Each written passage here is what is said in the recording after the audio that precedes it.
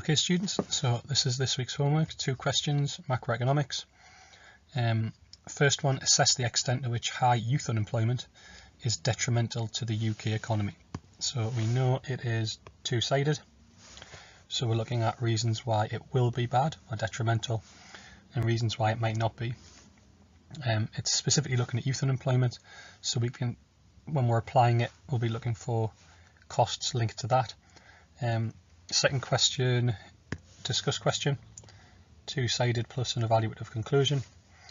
To what extent the UK continuing with its policy of fiscal austerity? So austerity meaning increasing in taxes and reduction in government spending. And during the 2010 new government, the policies that were implemented in terms of higher taxes were VAT was raised, and there was a significant cut in government spending in most departments, so NHS cuts, education cuts and so on, of about 10%. The question then goes on to say the policy of fiscal austerity in the UK may risk the UK's economic recovery. So this was a period after the 2008 recession, which significantly affected the UK economy and failed to close the negative output gap. So there is a link between the UK recovering in terms of the economic cycle and being somewhere at this point where we're on the recovery but we're not quite fully closed the output gap, and with a specific focus on the negative output gap when we're analysing in terms of aggregate demand, any difference between aggregate demand and full employment will be a negative output gap. So again, being specific to the question, we want to talk about closing that. Okay, so looking at the case study, it's called Fiscal Austerity in the UK Output Gap. It goes from the start to saying that the estimate of the UK's GDP showed weak economic performance. Figures released by the Office of National Statistics showed that UK GDP had declined 0.7% between April and June. So this was 1 quarter of negative growth. And if this was repeated, then we would have been in a recession. This is the biggest quarterly fall in the UK since 2009. So it's talking about 2012 looking like it might go into a recession. Predictably, some economists saw this as evidence that the UK need for the government to change direction of economic policy and move away from austerity towards direct stimulation of economic growth. So in that stimulation of economic growth, it's talking about fiscal policy and it being expansionary fiscal policy, which would include reductions in taxes and increases to government spending, so demand side policy. Others doubted the reliability of the estimates, pointing out that as unemployment continued to fall, tax revenues were increasing and business surveys showed that rising rather than falling economic activity. So there's a bit of information to counteract that. One part is that they are saying that maybe the estimates are incorrect. Remember, it's only about 40% of the total GDP data that the first announcement is based on, so the other 60% could show that there wasn't a significant fall in output, and 0.7 might be revised to 0 or a positive figure. Unemployment's continuing to fall, but as we know that the type of unemployment is important, but that does mean that jobs are being created. Tax revenues are increasing and businesses are showing rising economic activity, so positive business confidence. They argue that the government should not be distracted from its commitment to reduce the budget deficit and national debt. The head of the OECD echoed the assessment that measures to promote growth should contrast on balanced budget fiscal expansion. So it's saying that the government should try and balance its books, so taxes equaling government spending, so not adding to the debt or deficit, and that should be the basis of our growth. The extent of the UK's weak economic performance can be seen in figure 2.1. This compares the change in GDP from the start of the 2008 recession with the next most recent recession, in the 90s, and what is considered to be the worst recession in 1930 to 34, linked to the Great Depression in America. So if we have a look at that table, this is showing the start of the recession and the number of months afterwards, and this one from 1990 lasted approximately 32 months, so about 2.5 years.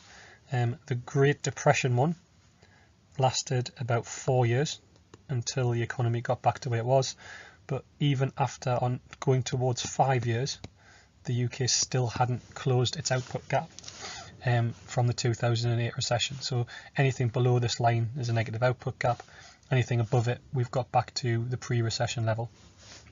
So the case study there says the case for more fiscal and monetary stimulus would be strong if the UK output gap was large. In all previous recessions, UK output has returned to its pre-recession level within 48 months of the start of the recession. This was clearly not the case with the recession which started in 2008.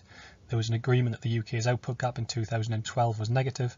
However, the estimates put the size between -2.5 and -9. So again, there's a little bit of evaluation there. Do we know what the actual size is of the output gap? If it's large, then that's significant, but if it's -2.5, maybe less significant. The last little bit of information is about youth unemployment.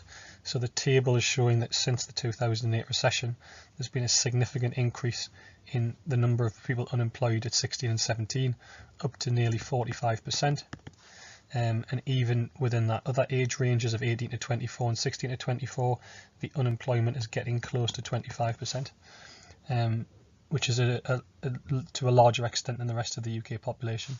The other graph is also showing living standards or real wages, and as we can see, the percentage fall is negative in nearly every month since the 2008 recession, which means that people's real disposable income is falling, and so their purchasing power is falling as well.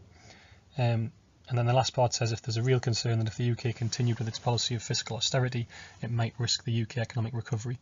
So are these indicators that the UK economic recovery is going to be put at risk? Okay, so coming back to this question, assess the extent to which high youth unemployment is detrimental to the UK economy.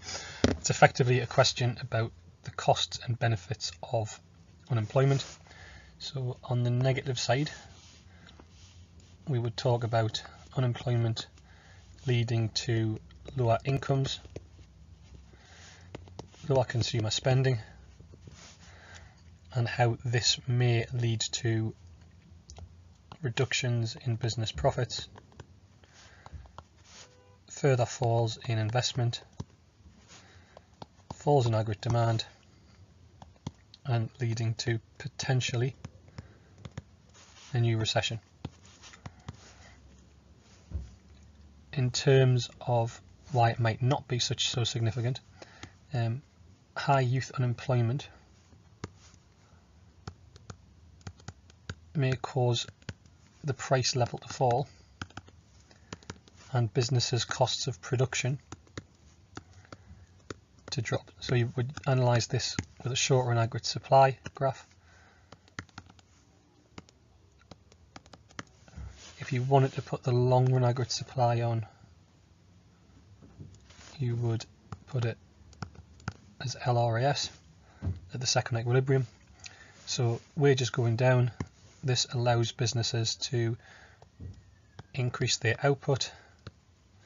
It would also allow the output prices, so the prices per unit, to fall. This would increase the UK's international competitiveness, which may increase exports, which may allow aggregate demand to rise and get the UK out of the recession. So two ways to look at high youth unemployment. The last question, which is the discuss question, so which is two sides, discuss to what extent the UK continuing with fiscal austerity. So on one side we need that it will put at risk the UK's recovery, and on one side we want to put that it won't. So you've got the choices, or the increases in taxes and reductions in government spending. is going to reduce aggregate demand. Higher taxes will reduce real disposable income for consumers, so consumer spending will go down. Reductions in government spending will cause unemployment as people lose their jobs, and also where they are paying for goods and services in the private sector, this will reduce profits for businesses and may further reduce investment.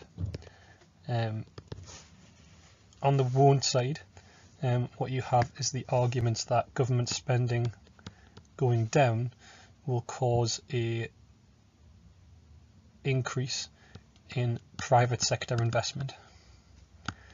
And the reason for this is it will increase the availability of credit as the government will be borrowing less. So if money isn't going from banks to the government, it can go from banks to businesses, and that will increase investment. Also, lower government spending should keep government interest rates lower, which will reduce the opportunity cost of current debt. And in the longer term, it will allow the government spending to increase or stay the same. One of the things that it depends upon is the size of the negative output gap. So it does mention that it's between 9 and 2.5, something like that.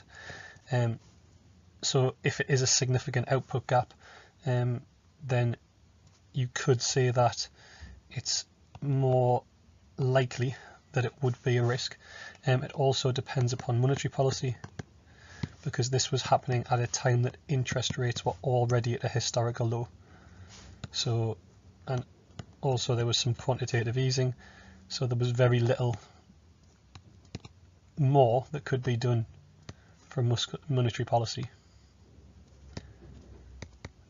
So there could be an argument that the UK, as monetary policy is ineffective, should have been using fiscal policy.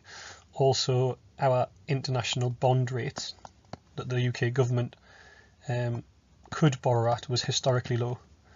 So actually the cost of that debt, in terms of if we had maintained our spending, would have been very low. So the opportunity cost would have been low as well.